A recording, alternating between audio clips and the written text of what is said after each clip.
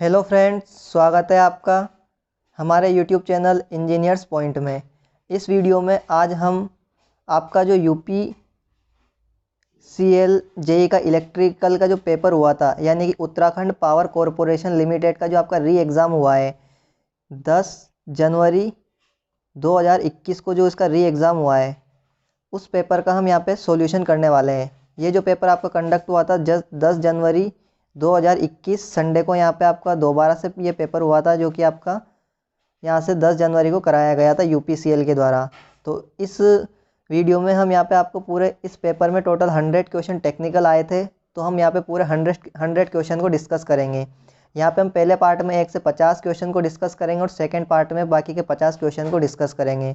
तो हम यहाँ पे आपके टोटल 2 पार्ट के अंदर आपको ये टोटल 100 क्वेश्चन का यहाँ पे सॉल्यूशन करवाने वाले हैं। तो आप जो इन दोनों पार्ट को कंप्लीट देखना, जिससे कि आपको यहाँ पे सारे क्वेश्चंस का पता पड़ेगा कि यहाँ पे आपको कौन कौन से क्वेश्चन पूछे गए और आपने क्या आंसर टिक किया है अपने एग्ज़ाम में, ताकि आपका कौन सा आंसर सही है और कौन सा आंसर यहाँ पे आपका गलत है। तो चलिए दोस्तों, अब हम इस वीडियो को स्टार्ट करते हैं। यहाँ पे बात करते हैं हम यहाँ पे आपका जो पहला क्वेश्चन था आपका, the network that contains any source of EMF is known as. यहाँ पे दोस्तों क्वेश्चन को बाईलैंग्वेज दिया गया हुआ है, हिंदी में भी क्वेश्चन है और इंग्लिश में भी है। मैं यहाँ पे अगर क्वेश्चन को इंग्लिश में पढ़ता हूँ, अगर आपको इंग्लिश में प्रॉब्लम होती है तो आप हिंदी में क्वेश्चन को पढ़ सकते हो और आप जो है यहाँ पे अपने आंसर को मैच कर सकते हो ऑप्शन के अकॉर्डिंग। तो यहाँ से अगर बात करते हैं पहले क्वेश्चन की, तो यहाँ से आपको पहला क्वेश्चन जो बोला गया है वो बोला गया है, एक नेटवर्क जिसमें कोई ईएमएफ का सोर्स लगा हो तो वह क्या कहलाता है हमारा, तो वो कहलाता है हमारा एक्टिव नेटवर्क। तो इस क्वेश्चन का सही आंसर क्या हो जाएगा, हमारा ऑप्शन नंबर ए इसका सही आंसर हो जाएगा। अब चलते हैं हमारे नेक्स्ट क्वेश्चन, जो कि हमारा है सेकंड क्वेश्चन है हमारा, in the case of direct current, यानी कि डीसी करंट के केस में हमको क्या देखने को मिलता है। तो ऑप्शन है हमारा current flow in the alternating direction, हमारा अल्टरनेटिंग डायरेक्शन में करंट फ्लो करती है, या फिर current flow in both the direction, दोनों डायरेक्शन में करंट फ्लो करती है। ऑप्शन सी है direction of current changes with time, यानी कि टाइम के रेस्पेक्ट में डायरेक्शन चेंज होती है, या फिर current flow only one direction. तो यहाँ पे आपको पता है कि अगर बात करते हैं हम डीसी की, तो डीसी के केस में जो है हमारी करंट कॉन्स्टेंटली फ्लो करती है। तो इसका ऑप्शन नंबर डी यहाँ पे सही हो जाएगा, current flow in only one direction. अब बात करेंगे हम यहाँ पे हमारा थर्ड क्वेश्चन की। तो थर्ड क्वेश्चन है हमारा, in a generator a dynamically induced EMF is produced according to. तो आपको पता है कि जो जनरेटर में जो गतिशील प्रेरित ईएमएफ होता है वो किसके नियम के अकॉर्डिंग यहाँ पे प्रोड्यूस होता है, तो वो होता है आपका फेराडेस के लॉ के अकॉर्डिंग यहाँ पे इसमें डायनेमिकली इंड्यूस ईएमएफ प्रोड्यूस होता है। तो इस क्वेश्चन का सही आंसर जो होगा ऑप्शन नंबर सी यहाँ पे सही हो जाएगा। अब बात करेंगे हम यहाँ पे नेक्स्ट क्वेश्चन, जो कि आपका क्वेश्चन नंबर 4। तो यहाँ पे the RMS value of sinusoidal AC current is equal to its value of at an angle. तो यहाँ से आपको सिंपल सा क्वेश्चन पूछा हुआ है। तो यहाँ से आपको क्या पूछी हुई है, किसी भी जो आपकी साइनोसॉइडल करंट होती है, ये साइनोसॉइडल आपकी वेव फॉर्म होती है, इसकी यहाँ से आपको आरएमएस वैल्यू पूछी गई है। तो आप आरएमएस वैल्यू कैसे लिखते हो, साइनोसॉइडल की आरएमएस वैल्यू जो होती है वो कितनी होती है, Vm/√2। तो यहाँ से अगर हम Vm को कांस्टेंट ले लेते तो यहाँ पे आपकी जो वैल्यू क्या बनती है 1/√2। तो आपको पता है कि 1/√2 कोस में किस फैक्टर की होती है, आपको पता है कि यहाँ पे जो 1/√2 वैल्यू होती है वो किसकी होती है, साइन 45 की जो वैल्यू होती है वो कितनी होती है, 1/√2। तो यहाँ पे आपको जो एंगल पूछा गया था यानी कि 45 डिग्री, आपका इस क्वेश्चन का सही आंसर यहाँ पे होने वाला है। तो इसका answer option number A 45 degree यहाँ पे इस क्वेश्चन का सही आंसर हो जाएगा। अब चलेंगे हम यहाँ पे हमारे नेक्स्ट क्वेश्चन है आपका 1 kilowatt hour is equal to. तो यहाँ से आपको 1 किलोवाट हावर पूछा गया है, जूल में बताना है किसके इक्वल होता है। तो ऑप्शन है यहाँ पे आपका 3.6 इंटू 10⁸ जूल, ऑप्शन बी है 36 इंटू 10⁶, ऑप्शन सी है 6.6 इंटू 10⁸ जूल, या फिर ऑप्शन डी है आपका 3.6 इंटू 10⁶ जूल।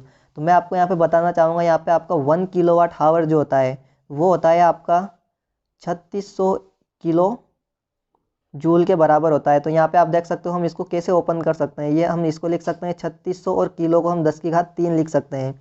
अगर हम यहाँ से पॉइंट को हटाते हैं तो यहाँ पे आप देख सकते हो 3 पॉइंट यहाँ से लगाएंगे तो यहाँ पे कितना हो जाएगा, 3.6 इंटू 10⁶।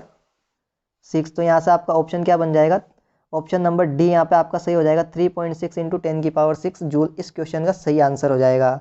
अब चलेंगे हमारे नेक्स्ट क्वेश्चन पे। नेक्स्ट क्वेश्चन है, according to the following figure the equivalent resistance of the terminal A and B. आपको ये जो टर्मिनल ए और बी दिया हुआ है इसके बीच में यहाँ पे आपको इक्विवेलेंट रेसिस्टेंस निकालना है।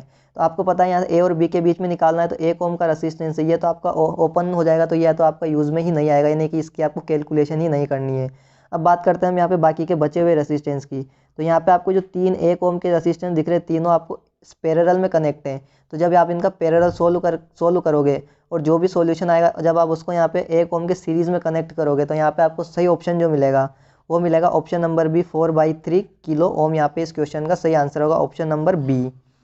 अब चलेंगे हम हमारे नेक्स्ट क्वेश्चन, जो कि है हमारा क्वेश्चन नंबर 7। क्वेश्चन नंबर 7 पूछा गया है, which of the following has the highest mobility. तो ये क्वेश्चन आपका इलेक्ट्रॉनिक्स से रिलेटेड था। तो क्वेश्चन में आपको पता है कि मोबिलिटी किसकी ज़्यादा होती है, इलेक्ट्रॉन की मोबिलिटी ज़्यादा होती है in comparison of holes, holes की मोबिलिटी कम होती है। तो यहाँ पे आपका ऑप्शन क्या हो जाएगा, ऑप्शन नंबर सी इस क्वेश्चन का सही आंसर हो जाएगा, आपके इलेक्ट्रॉन्स की मोबिलिटी ज़्यादा होती है। अब बात करेंगे नेक्स्ट क्वेश्चन, जो कि आपका question number 8, the electrolyte used in nickel cadmium battery. तो आपको जो निकिल कैडमियम बैटरी में हम इलेक्ट्रोलाइट का यूज़ करते हैं, वो यूज़ करते हैं हम KOH। तो यहाँ पे KOH का जो सॉल्यूशन है उसका हम यहाँ पे निकिल कैडमियम बैटरी के लिए यूज़ करते हैं। अब चलेंगे हम, हमारा नेक्स्ट क्वेश्चन है क्वेश्चन नंबर 9। तो क्वेश्चन नंबर 9 आपसे पूछा गया है, if a circuit is purely inductive. तो यहाँ से अगर प्योर इंडक्टिव सर्किट हो, तो आपको पता है अगर प्योर इंडक्टिव सर्किट होता है तो ओनली सर्किट में इंडक्टेंस होता है। तो उस केस में क्या होता है, आपकी ये करंट होती है और ये वोल्टेज होता है, जो कि आपका क्या करता है, वोल्टेज से करंट क्या करती है, 90 डिग्री लेग करती है। आप इस फेज़र डायग्राम में देख भी सकते हो, मैंने आपके सामने फेज़र डायग्राम बना दिया है। तो आपको यहाँ से इसका जो सही आंसर मिलेगा, आपको यहाँ से इसका ऑप्शन नंबर बी, यानी current legs voltage bye 90 degree, इस क्वेश्चन का सही आंसर हो जाएगा ऑप्शन नंबर बी। अब चलेंगे हमारे नेक्स्ट क्वेश्चन, जो कि है question number 10। In reference to mutual inductance the value of the coefficient of coupling is tightly coupled. तो यहाँ से आपसे जो पूछा गया है, म्यूचुअल कोफिशिएंट ऑफ कपलिंग की वैल्यू पूछी गई और ये टाइटली कपल्ड है। तो मैं यहाँ पे आपको 3 केस बताना चाहूँगा। अगर यहाँ पे अगर हमारा k बराबर 1 होता है तो ये होता है हमारा टाइटली कपल्ड। अगर हमारा k अगर लेस देन 1 होता है तो ये हमारा होता है लूज कपलिंग। और अगर हमारा k बराबर 0 होता है तो नो कपलिंग। यानी कि ये 3 केस यहाँ पे आपको याद रखने। तो यहाँ से आपसे क्या पूछा गया है, टाइटली कपल्ड। और टाइटली कपल्ड केस में क्या आ जाएगा, k बराबर 1 यहाँ पे आपका सही ऑप्शन था, यानी कि ऑप्शन नंबर बी यहाँ पे आपका सही ऑप्शन था 1। अब चलते हैं हमारे नेक्स्ट क्वेश्चन है हमारा क्वेश्चन नंबर 11। क्वेश्चन नंबर 11 है हमारा, the form factor is the ratio of. यहाँ से आपको फॉर्म फैक्टर का रेशियो पूछा गया है। तो यहाँ पे आपको पता है कि फॉर्म फैक्टर जो होता है वो किस किस का रेशियो होता है। तो यहाँ से फॉर्म फैक्टर होता है RMS value upon average value का जो है फॉर्म फैक्टर यहाँ पे रेशियो होता है। तो आपका इस क्वेश्चन का सही आंसर जो था वो था आपका option number C, RMS value to average value. अब चलेंगे हम हमारे नेक्स्ट क्वेश्चन, जो कि है 12 नंबर का क्वेश्चन है हमारा, 100 ohm resistor is connected to 220 volt 50 hertz AC supply, what is the net power consumed for a complete cycle. तो यहाँ से आपको एक 100 ओम का रजिस्टर दिया हुआ है और उसमें जो कनेक्ट किया गया है उसको 220 वोल्ट 50 हर्ट्ज AC से कनेक्ट किया गया है। तो यहाँ से आपको ये बताना है कि वो टोटल कितनी पावर को कंज्यूम कर रहा है। तो यहाँ से सिंपली आपको एक फॉर्मूला लगाना था पावर का, P बराबर V²/R। तो यहाँ पे आपको V की वैल्यू कितनी दी हुई है, 220। तो 220 का स्क्वायर अपॉन यहाँ पे आपको R 100 लिखना था। तो यहाँ पे आप जब इसको सोल्व करते तो यहाँ पे आपको जो सही आंसर जो मिलेगा वो मिलेगा 484, यानी कि ऑप्शन नंबर सी यहाँ पे आपका सही आंसर हो जाएगा क्वेश्चन नंबर 12 का। अगला क्वेश्चन है हमारा question number 13, which of the following is a group of passive device only. तो यहाँ से आपको पता है कि पैसिव डिवाइस कौन कौन से होते हैं, हमारे RLC, ये सारे हमारे कौन से डिवाइस होते हैं, पैसिव होते हैं। और ट्रांसफॉर्मर भी हमारा क्या होता है, पैसिव डिवाइस की कैटेगरी में आता है। तो यहाँ पे इस क्वेश्चन का सही आंसर जो हो जाएगा वो हो जाएगा हमारा ऑप्शन नंबर डी, इस क्वेश्चन का सही आंसर हो जाएगा क्वेश्चन नंबर 13 का। अब चलेंगे हम हमारे नेक्स्ट क्वेश्चन, जो कि हमारा क्वेश्चन नंबर 14। तो यहाँ से आपको एक डायग्राम दिया गया है। ये डायग्राम यहाँ पे आपको ट्रांसफॉर्मर का दिया गया हुआ है, जिसमें कि यहाँ पे आपको डॉट यानी कि सेंस ऑफ वाइंडिंग को यहाँ से आपको दर्शाया गया है। और यहाँ पे आपको जो है E1 यहाँ से आपको इंड्यूस EMF की वैल्यू पूछी गई है। तो यहाँ पे इस क्वेश्चन को यहाँ पे अगर बात करते हैं इसका सही आंसर की, तो यहाँ पे इसका ऑप्शन नंबर ए इस क्वेश्चन का सही आंसर हो जाएगा। नेक्स्ट क्वेश्चन की बात करते तो नेक्स्ट क्वेश्चन है हमारा, hysteresis losses in a magnetic material depends upon. तो यहाँ पे हिस्टेरेसिस लॉसेस जो मैग्नेटिक सर्किट में किस पे डिपेंड करते हैं। अगर आपको इधर क्वेश्चन नहीं दिख रहा है तो आप यहाँ पे हिंदी में क्वेश्चन को पढ़ सकते हो। तो यहाँ पे आपको हिस्टेरेसिस लॉसेस का मैं फॉर्मूला बता देता हूँ। हिस्टेरेसिस का फॉर्मूला होता है PH बराबर KE, hysteresis constant, F B M की पावर 1.6 इंटू वी। तो आप जो यहाँ से देख सकते हो, यहाँ पे इस फॉर्मूले के अकॉर्डिंग एरिया पे डिपेंड करता है, फ्रीक्वेंसी पे डिपेंड करता है और वॉल्यूम पे डिपेंड करता है। तो यहाँ पे क्या, इस क्वेश्चन का सही आंसर क्या हो जाएगा, option number D, all of the above. इन सभी पे जो है डिपेंड करता है हिस्टैरिसीस लॉस हमारा। अब बात करेंगे next question, question number 16। Question number 16 है, in a balance three phase star connected system the relation between the phase voltage and line voltage. तो यहाँ पे अगर बात करते हैं हम आपको स्टार कनेक्शन की, तो जैसे हम स्टार कनेक्शन की बात करते हैं तो स्टार कनेक्शन में क्या होता है, लाइन करंट बराबर होती है फेस करंट के, और लाइन का वोल्टेज जो होता है वो होता है √3 टाइम्स ऑफ फेस वोल्टेज के। तो यहाँ से आपको फेस की टर्म में पूछा हुआ है, तो हम क्या करेंगे, इस √3 को इधर अपॉन में कर देंगे। तो यहाँ पे हमारे पास जो वीपी आएगा वो क्या आएगा, 1/√3 VL आएगा। 1/√3 की वैल्यू होती है 0.577 इंटू VL। तो इस क्वेश्चन का सही आंसर जो होगा वो होगा हमारा ऑप्शन नंबर बी, यानी कि 16 का जो 16 नंबर है क्वेश्चन का, हमारा आंसर क्या हो जाएगा, बी वाला सही आंसर हो जाएगा। अब चलते हैं हमारे नेक्स्ट क्वेश्चन की तरफ। तो नेक्स्ट क्वेश्चन है हमारा, from the following the power triangle. तो यहाँ पे आपको पावर ट्राइंगल पूछा गया है, तो यहाँ मैं आपको पावर ट्राइंगल बना के बता देता हूँ। पावर ट्राइंगल में ये आपका ऐसे होता है, जो आपका एक्स एक्सिस पे होता है ये आपकी होती है ट्रू पावर, ये आपकी होती है ट्रू पावर। और यहाँ पे बात करते हैं हम वाई एक्सिस की बात करते, तो वाई एक्सिस पे होती है आपकी रिएक्टिव पावर होती है। जो हम ट्रू पावर होती है इसको हम क्या बोलते हैं, एक्टिव पावर भी बोलते हैं। तो आप ट्रू पावर हो गया, एक्टिव पावर हो गया, एवरेज पावर हो गया, सारे एक ही नाम होते हैं। और वाई एक्सिस पे हमारा रिएक्टिव पावर हो गया, और जो हमारा यहाँ पे जो कनेक्ट होता है हमारा, तो ये होता है हमारा, ये इधर कौन सी पावर होती है, एपेरेंट पावर होती है। तो आप देख सकते हो यहाँ से कौन सा ऑप्शन मैच कर रहा है, तो ऑप्शन नंबर सी जो है हमारा सही मैच कर रहा है इस फेजर डायग्राम के अकॉर्डिंग। तो इस क्वेश्चन का सही आंसर क्या हो जाएगा, ऑप्शन नंबर सी। अब चलते हैं नेक्स्ट क्वेश्चन है हमारा, approximate method to heat up the insulator and plastic. तो यहाँ से आपको उस मेथड का नाम पूछा गया है जो इंसुलेशन और प्लास्टिक को हीट करने के लिए, यानी कौन सी हीटिंग का हम यूज़ करते हैं इंसुलेशन और प्लास्टिक हीटिंग के लिए। तो यहाँ पे हम जो यूज़ करते हैं कौन सी, आपको पता है कि इंसुलेटर और प्लास्टिक नाम से ही पता पड़ रहा है, एक डाइलेक्ट यानी कि एक हमारे कौन से इंसुलेशन को यूज़, इंसुलेशन मटेरियल है इंसुलेशन। तो हम इंसुलेशन को जब हीट करना चाहेंगे तो कौन सी हीटिंग का यूज़ करेंगे, डाई इलेक्ट्रिक हीटिंग का हम यहाँ पे यूज़ करते हैं। तो ऑप्शन नंबर ए इस क्वेश्चन का सही आंसर हो जाएगा। अब चलते हैं हमारे नेक्स्ट क्वेश्चन जो कि है हमारा क्वेश्चन नंबर 19। क्वेश्चन नंबर 19 है हमारा, the value of 1 coulomb is. तो यहाँ से आपको 1 कूलाम की वैल्यू पूछी गई है, और आपको जो यूनिट पूछी गई है आपको ESU, यहाँ पे आपको यूनिट का ध्यान रखना है। यहाँ पे आपको ESU के अंदर यूनिट पूछी गई है। तो ये आपका ESU में 1 कूलाम की जो यूनिट होती है वो होती है 3 × 10⁹ ESU यहाँ पे आपकी यूनिट होती है। तो इस क्वेश्चन का सही आंसर जो होगा ऑप्शन नंबर बी इस क्वेश्चन का सही आंसर हो जाएगा। यहाँ पे कुछ क्वेश्चंस ऐसे हैं जो आपको डायरेक्ट याद रखने होते हैं, मैं उनका कोई एक्सप्लेनेशन नहीं होता है, तो मैं आपको बहुत सारे क्वेश्चंस का एक्सप्लेनेशन नहीं दे पाऊँगा, क्योंकि कुछ क्वेश्चंस ऐसे हो जिनका आपको डायरेक्ट आंसर याद रखना होता है। तो चलिए अब हम हमारे नेक्स्ट क्वेश्चन पे चलते हैं जो कि हमारा क्वेश्चन नंबर 20। तो यहाँ से आपसे पूछा गया है, 2 capacitor of 4 picofarad were connected in series, what would be the its total capacitance. तो यहाँ से आपको दो कैपेसिटर है 4 पिकोफेरड के, उनको कहाँ पे सीरीज़ में कनेक्ट किया गया है। तो यहाँ पे आप देख सकते हो 2 कैपेसिटर थे हमारे जो 4 पिकोफेरड के थे, ये भी 4 पिकोफेरड और ये भी 4 पिकोफेरड। तो आपको पता है जो जब हम अगर कैपेसिटर को सीरीज़ में वर्क करते हैं तो इनका सॉल्यूशन सेम उसी तरह से होता है जैसा कि सॉल्यूशन होता है हमारा रेसिस्टेंस का पैरेलल के केस में होता है। तो यहाँ पे अब जो 2 कैपेसिटर सीरीज़ में जुड़े हैं तो क्या हो जाएगा हमारा, ये हो जाएगा C1 C2 अपॉन में C1 + C2, या फिर आप डायरेक्ट याद रख सकते हो, अगर 2 सेम वैल्यू के कैपेसिटर सीरीज़ में जुड़े हैं तो उनकी वैल्यूज़ क्या हो जाती है, आधी हो जाती है। तो इस क्वेश्चन का ऑप्शन नंबर ए यानी कि 2 पिकोफेरड इसका सही आंसर हो जाएगा। अब चलेंगे हमारे नेक्स्ट क्वेश्चन जो कि है हमारा क्वेश्चन नंबर 21। जो 21 पूछा गया आपको average power taken by the pure capacitor is. तो यहाँ पे आपको पता है कि क्वेश्चन में आपसे पूछा गया है कि जो आपका शुद्ध कैपेसिटर होता है वो उसके द्वारा जो एवरेज पावर जो ली जाती है वो कितनी ली गई है।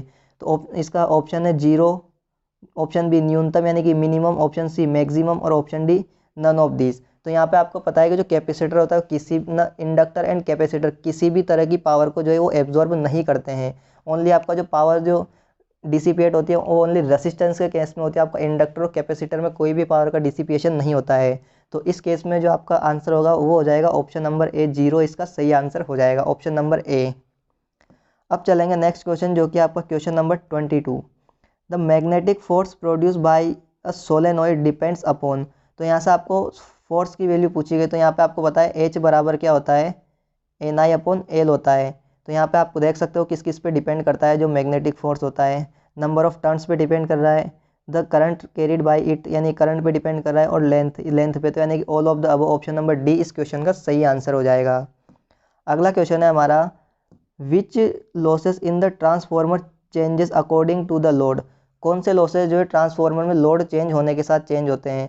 तो यहाँ पे आपका जो पता है जो सही आंसर होगा कौन से, कॉपर लॉसेस जो यानी कि वो लोड चेंज होने के साथ चेंज होते हैं। कॉपर लॉसेस हमारे कौन से होते हैं, कॉपर लॉसेस यानी कि आई स्क्वायर आर लॉसेस जो होते हैं हमारे, ये लोड के चेंज होने से चेंज होते हैं, क्योंकि लोड की करंट चेंज होने से हमारे कॉपर लॉसेस भी चेंज होते हैं। बात करते हैं एडी करंट हिस्टेरेसिस लॉसेस और कोर लॉसेस की। तो एडी करंट और हिस्टेरेसिस एंड कोर लॉसेस आपके यहाँ पे ये कांस्टेंट बने रहते हैं, नो लोड की कंडीशन में भी ये लॉसेस होते ही होते हैं, क्योंकि आपकी कोर जो है उसमें कुछ ना कुछ लॉसेस होंगे, क्योंकि आपकी जो कोर का जो मटेरियल है उसमें कुछ ना कुछ लॉसेस होंगे। नो लोड के केस में भी आपकी जो प्राइमरी वाइंडिंग है उस पर सप्लाई कनेक्ट होती है इस कारण से। तो अब बात करेंगे हमारा क्वेश्चन नंबर 24। क्वेश्चन नंबर 24 है, self inductance of two magnetically coupled coils is 8 henry and 2 henry. तो यहाँ पे आपको क्या दिया हुआ है, L1 की वैल्यू दी हुई है, यहाँ पे आपको L1 की वैल्यू कितनी दी हुई है 8, L2 की वैल्यू कितनी दी हुई है 2 हेनरी, यहाँ पे आपको हेनरी में दिया हुआ है। What coefficient of coupling will make their mutual inductance equal to 4 henry. तो यहाँ से आपको के की वैल्यू पूछी गई और एम की वैल्यू दी हुई है, कितनी दी हुई है आपको 4 हेनरी। तो यहाँ से आपको फॉर्मूला पता है के बराबर होता है m√L1L2। तो यहाँ से आपको के की वैल्यू निकालनी है, तो यहाँ पे आपको इस फॉर्मूले में सारी वैल्यूज़ को पुट करना है। तो सारी वैल्यूज़ को पुट करोगे तो यहाँ पे क्या आएगा हमारा, जब हम वैल्यूज़ को पुट करेंगे तो यहाँ पे आप देख सकते हो, जब इसमें पुट करेंगे तो 4 अपॉन में अंडर रूट में 8 इंटू 2 यानी कि 16 को अंडर रूट से बाहर लेंगे तो कितना हो जाएगा हमारा 4/4, यानी कि के की वैल्यू क्या आ जाएगी हमारे पास 1। तो इस क्वेश्चन का सही आंसर क्या हो जाएगा, ऑप्शन नंबर डी इस क्वेश्चन का सही आंसर हो जाएगा। अब बात करते हैं हमारा नेक्स्ट क्वेश्चन, जो कि हमारा which of the following is electrostatic device. तो हमारा कौन सा जो एक इलेक्ट्रोस्टैटिक डिवाइस होता है, तो आपका जो मॉसफेट जो होता है एक इलेक्ट्रोस्टैटिक डिवाइस होता है, यानी कि इस क्वेश्चन का सही आंसर जो होगा ऑप्शन नंबर ए इसका सही आंसर हो जाएगा। अब बात करते हैं हमारे नेक्स्ट क्वेश्चन, जो कि हमारा 26, the output voltage of IC 7808। तो इसका आउटपुट वोल्टेज कितना होता है 8 वोल्ट होता है। इस क्वेश्चन को आपको डायरेक्ट याद रखना, अगर आपने एक बार इसको पढ़ा होगा तो आपको डायरेक्ट टिक कर दोगे, वरना आप जो इस क्वेश्चन को टिक नहीं कर पाओगे। तो इसका सही आंसर हो जाएगा ऑप्शन नंबर बी। अब बात करेंगे नेक्स्ट, जो कि हमारा अ जीनर डायोड इज़। तो आपको जीनर डायोड के केस में हमेशा आपको पता है कि जीनर डायोड के केस में जब भी जीनर डायोड का ब्रेकडाउन होता है तो उसमें शार्प करंट फ्लो करती है और उसका रिवर्स बायस का वोल्टेज होता है वो भी लो होता है। यानी कि अगर बात करें हम आप कैरेक्टरिस्टिक्स की बात करें तो जीनर की कैरेक्टरिस्टिक, फॉरवर्ड कैरेक्टरिस्टिक तो ये होती है। रिवर्स में अगर हम बात करें तो रिवर्स में जैसे जैसे हम रिवर्स में थोड़ा सा वोल्टेज बढ़ाएंगे तो हमारी एकदम से शार्प करंट फ्लो करती है इस तरह से। तो इस तरह से आप इसकी कैरेक्टरिस्टिक्स को देख सकते हो। तो इसका जो सही ऑप्शन होगा वो होगा option number B, has a sharp breakdown at low reverse voltage. तो आपका क्वेश्चन नंबर 27 का ऑप्शन नंबर सी यहाँ पे आपका सही आंसर होगा।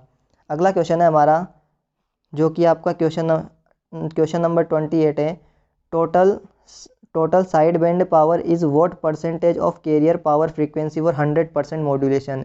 ये क्वेश्चन आपका कम्युनिकेशन से रिलेटेड है, तो इसका आंसर मेरे को नहीं पता है। तो आप इस क्वेश्चन को यहाँ पे अपने अकॉर्डिंग देख सकते हो, कहीं इंटरनेट से इसका आंसर ढूंढ सकते हो या किसी से पूछ सकते हो, इसका आंसर मेरे को नहीं पता है। अब बात करेंगे हम हमारे नेक्स्ट क्वेश्चन, जो कि आपका 29, the internal RAM of 8051 micro controller it.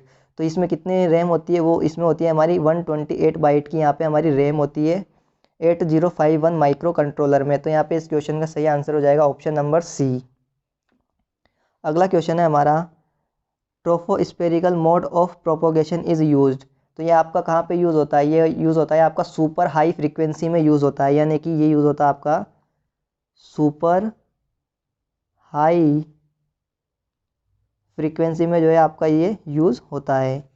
तो इस क्वेश्चन का जो सही आंसर है ऑप्शन नंबर डी जो है यहाँ पे आपका यूज़ हो जाएगा। आप इसको हिंदी में पढ़ सकते हो, प्रसारण के शोभ मंडल का उपयोग कहाँ किया जाता है, तो इसका यूज़ किया जाता है सुपर हाई फ्रीक्वेंसी में। अब बात करेंगे नेक्स्ट क्वेश्चन, जो कि है आपका 31। क्वेश्चन नंबर 31 है, which of the following single phase motor will be cheapest. तो यहाँ पे जो ऑप्शन दिए गए हैं इन सब में अगर हम सबसे चीपेस्ट यानी कि सबसे सस्ती मोटर की बात करते हैं तो वो होगी आपकी कैपेसिटर स्टार्ट मोटर, यानी कि ऑप्शन नंबर ए इस क्वेश्चन का सही आंसर हो जाएगा। अब बात करेंगे हम हमारे next question, how many slip ring are there in 3 phase slip ring induction motor. तो आपको पता है स्लिप रिंग इंडक्शन मोटर में हम जो हमारा जो स्लिप रिंग्स होती है उसको कनेक्ट करने के लिए कितनी स्लिप रिंग की आवश्यकता पड़ेगी। अगर 3 फेज है तो एक फेज के लिए 1 स्लिप रिंग की आवश्यकता होगी, तो 3 फेज के लिए कितनी स्लिप रिंग की आवश्यकता होगी, 3 स्लिप रिंग की आवश्यकता होगी। लेकिन अगर आपसे इसी क्वेश्चन में इस क्वेश्चन की बजाय अगर आपसे एक क्वेश्चन और होता है, अगर आप बात करते हैं यहाँ पे वाउंड रोटर इंडक्शन मोटर की, तो उसमें आपको यहाँ पे किसी प्रकार की स्लिप रिंग की आवश्यकता नहीं होती है, क्योंकि उसमें हम जो रोटर को क्या कर देते हैं, शॉर्ट सर्किट कर देते हैं। अब बात करेंगे नेक्स्ट क्वेश्चन जो कि आपका question number 33, the permeability of the free space. तो फ्री स्पेस की जो परमेबिलिटी होती है 4 पाई इंटू 10⁻⁻7 हेनरी पर मीटर, ये आपकी परमेबिलिटी होती है। तो यहाँ पे इस क्वेश्चन का जो सही आंसर हो जाएगा वो हो जाएगा हमारा ऑप्शन नंबर ए, इस क्वेश्चन का सही आंसर हो जाएगा। अब बात करेंगे नेक्स्ट क्वेश्चन आपका क्वेश्चन नंबर 34। तो क्वेश्चन नंबर 34 है आपका, Kelvin double bridge is used to measure. तो यहाँ पे आपका केल्विन डबल ब्रिज किसको मेज़र करने के लिए यूज़ होता है, तो ये होता है आपका लो रेसिस्टेंस को मेज़र करने के लिए हम केल्विन डबल ब्रिज का यूज़ करते हैं, जो कि आपका एक डीसी ब्रिज होता है। उसी प्रकार हमारा मीडियम रेसिस्टेंस को मेज़र करने के लिए व्हीटस्टोन ब्रिज का यूज़ किया जाता है, और ये भी जो हमारा जो होता है ये हमारा डीसी ब्रिज होता है। तो आपका केल्विन डबल ब्रिज और आपका व्हीटस्टोन ब्रिज, ये दोनों ब्रिज आपके डीसी ब्रिज होते हैं, बाकी सारे आपके एसी ब्रिज होते हैं। और आपका केल्विन डबल ब्रिज लो रेसिस्टेंस को मेज़र करने के लिए यूज़ किया जाता है, और आपका जो आपका व्हीटस्टोन ब्रिज होता है ये मीडियम रेसिस्टेंस को मेज़र करने के लिए यूज़ किया जाता है। अब चलेंगे हम हमारे नेक्स्ट क्वेश्चन की तरफ, जो कि आपका ट्रायक इज़ इक्विवेलेंट टू। तो यहाँ पे आपको ट्रायक किसके इक्विवेलेंट होता है, तो मैं आपको यहाँ पे ट्रायक का सिंबल बना के समझाता हूँ, जिससे कि आपको ईजिली समझ आ जाएगा। तो अगर हम ट्रायक का सिंबल की बात करें तो ट्रायक का सिंबल इस तरह से होता है, जिसमें कि आप देख सकते हो यहाँ पे ट्रायक में आपको इस सिंबल के अकॉर्डिंग यहाँ पे आपको अच्छे से समझ आएगा। यहाँ पे आपका ये गेट होता है, यहाँ पे आपका एनोड टर्मिनल A1 होता है, यहाँ पे आपको एनोड टर्मिनल A2 होता है। तो यहाँ पे आप देख सकते हो इस सिंबल को, यहाँ पे आप देख सकते हो, तो इसके अकॉर्डिंग अब आपको आंसर टिक करना है। तो इसका सही आंसर क्या होगा, ट्रायक क्या होता है हमारा, 2 SCR connected in anti parallel. आप यहाँ पे डायग्राम में देख भी सकते हो, 2 SCR को मैंने एंटी पैरेलल कनेक्ट किया हुआ है। तो इस क्वेश्चन का जो सही आंसर होगा वो क्या होगा, ऑप्शन नंबर बी, यानी कि triac is equivalent to option number B, यानी कि 2 SCR connected in anti parallel.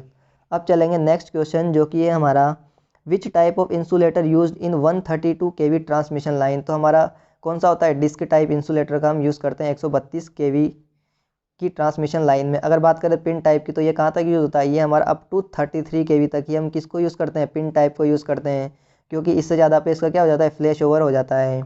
अब बात करेंगे नेक्स्ट क्वेश्चन, जो कि है हमारा क्वेश्चन नंबर 37।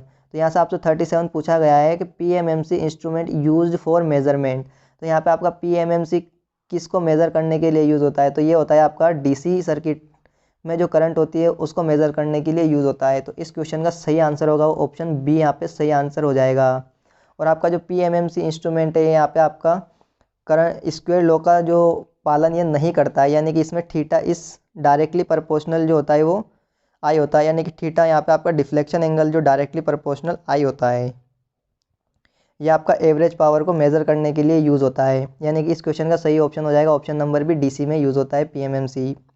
अब बात करेंगे क्वेश्चन नंबर 38 है हमारा, material use in controlling chain reaction in nuclear reactor. तो यहाँ पे अगर बात करते हैं कंट्रोलिंग चेन को न्यूक्लियर रिएक्टर के अंदर अगर हम कंट्रोलिंग चेन के लिए बात करते हैं, तो हम यहाँ पे आपके 2 मटेरियल का यूज़ करते हैं। एक तो होता है हमारा बोरोन और सेकेंड होता है हमारा कैडमियम। तो आपको यहाँ पे अगर या तो ऑप्शन में बोरोन दिया जाएगा या आपको ऑप्शन में कैडमियम दिया जाएगा। तो आप देख सकते हो यहाँ पे आपको ऑप्शन में बोरोन दिया हुआ है, तो यहाँ पे आपको इसका ऑप्शन क्या हो जाएगा, क्वेश्चन नंबर 38 का ऑप्शन नंबर सी यहाँ पे आपका सही हो जाएगा। ये दोनों ऑप्शन दोनों जो ऑप्शन में आपको बोरोन और कैडमियम कभी भी एक साथ देखने को नहीं मिलेंगे, लेकिन फिर भी अगर आपको बोरोन और कैडमियम दोनों एक साथ ऑप्शन में देखने को मिल जाएंगे, तो आपको जो प्रीफ्रेंस देना है वो बोरोन को ही यहाँ पे आपको प्रीफ्रेंस देना है। फर्स्ट प्रायोरिटी आपको बोरोन को देनी है, उसके बाद ही सेकंड प्रायोरिटी आपको कैडमियम को देनी है। अब चलेंगे नेक्स्ट हमारा question number 39, a CRO is used to measure. तो CRO किसको मेज़र करने के लिए यूज़ किया जाता है, वोल्टेज, फ्रीक्वेंसी, फेस या ऑल ऑफ द अबव। तो हमारा CRO जो है सभी को मेज़र करने के लिए यूज़ होता है, यानी कि option number D all of the above इसका सही आंसर हो जाएगा। CRO से हम जो है पावर को कैलकुलेट, यहाँ पे पावर को जो कैलकुलेट नहीं कर सकते हैं, इस क्वेश्चन का आपको ध्यान रखना है। CRO से हम पावर को कभी भी मेज़र नहीं कर सकते हैं। अब चलेंगे नेक्स्ट क्वेश्चन, जो कि हमारा question number 40। Induction motor runs at synchronous speed, high speed, asynchronous speed या लो स्पीड। तो यहाँ पे आपको पता है सिंक्रोनस स्पीड में जो हमेशा रन करती है वो हमेशा सिंक्रोनस स्पीड से कम पे रन करती है, जिसमें कि हमारी होती है रोटर स्पीड। वो रोटर हमारा कौन सी स्पीड से रन करता है, स्लिप स्पीड से रन करता है, यानी कि हमारा सिंक्रोनस स्पीड से स्लिप स्पीड कम पे रन करता है। तो किस टाइप का हमारा किस स्पीड पे रन करता है, हमारा एसिंक्रोनस स्पीड पे रन करता है, यानी कि सिंक्रोनस पे रन ही नहीं करता है। तो क्वेश्चन नंबर 40 का जो आंसर होगा वो हो जाएगा हमारा ऑप्शन नंबर सी, यहाँ पे आपका सही ऑप्शन हो जाएगा एसिंक्रोनस स्पीड।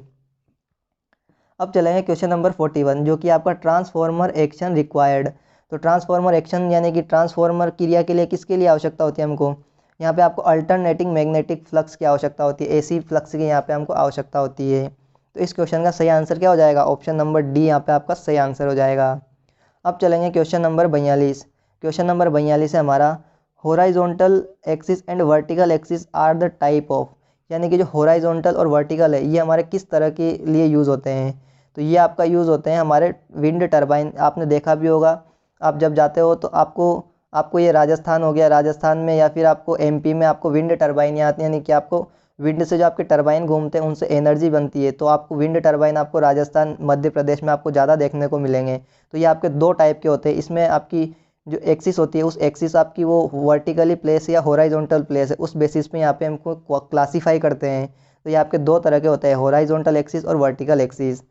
तो ये आपका हो गया ऑप्शन नंबर डी, यहाँ पे आपका सही आंसर हो जाएगा। इसका जो है आप जब गूगल पे आप जो इसका डायग्राम भी सर्च करके देख सकते हो, तभी आपको एक इसका जो एकदम क्लियर आइडिया आपको यहाँ पे हो जाएगा कि हॉराइजॉन्टल किस तरह के दिखते हैं और वर्टिकल किस तरह से दिखते हैं।